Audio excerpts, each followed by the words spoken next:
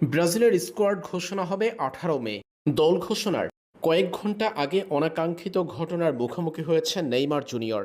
সান্তোসের হয়ে মাঠে নেমেছেন তারকা এই ব্রাজিলিয়ান। সান্তোসের হারের দিন অনাকাঙ্ক্ষিত এক ঘটনার মুখোমুখি হয়েছেন নেইমার। এই ম্যাচে হলুদ কার্ড দেখতে হয়েছে নেইমার জুনিয়রকে। মাঠে ঘটল প্রত্যাশিত ঘটনা। ম্যাচের 64তম মিনিটে চতুর্থ ম্যাচ অফিসিয়াল বোর্ড উঁচিয়ে নির্দেশ দেন 10 নম্বরকে উঠে যেতে হবে, নামবে 7 নম্বর।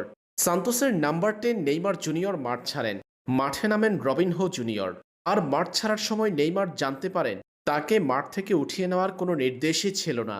অথচ চতুর্থ ম্যাচ অফিসিয়ালের ভুলের কারণে মাঠ ছাড়তে হয়েছে তাকে। এই সময় রেফারির কাছে দেওয়া চিরকুট বের করে ক্যামেরার সামনে নেইমার ধরে দেখান তাকে মাঠ থেকে উঠিয়ে নেওয়ার কোনো নির্দেশই ছিল না এই ম্যাচে। চতুর্থ ম্যাচ অফিসিয়াল ভুলক্রমে নেইমারকে উঠে যাওয়ার নির্দেশ দিয়েছেন। এ ঘটনা জানার পর রেফারির উপর ক্ষিপ্ত হয়ে আবারও মাঠে নেমে পড়েন নেইমার। পরে তাকে দেখতে হয়েছে হলুদ কার্ড, উঠে যেতে হয়েছে মাঠ থেকে।